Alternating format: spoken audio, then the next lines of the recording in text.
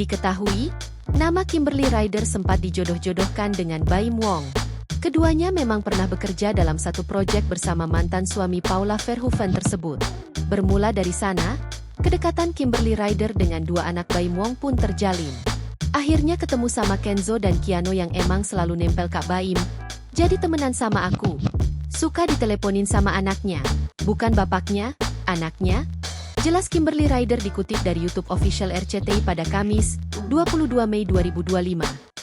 Kimberly Ryder pun menyebut putra kedua Baim Wong yang aktif meminta menghubungi dirinya.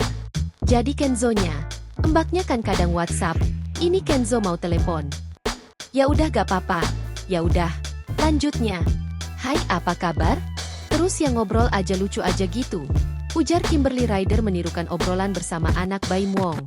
Kimberly Ryder pun mengungkapkan pernah datang ke kantor Baim Wong dan anak-anaknya bermain bersama. Ia pun mengaku tak kapok untuk bermain bersama lagi. Udah main bareng mereka.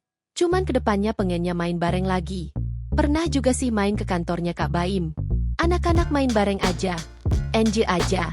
Terangnya. Kala ditanya tentang gosip dan dijodoh-jodohkan dengan Baim Wong, Kimberly Ryder memilih tak menanggapi isu tersebut. Gak ditanggapin sih. Apa?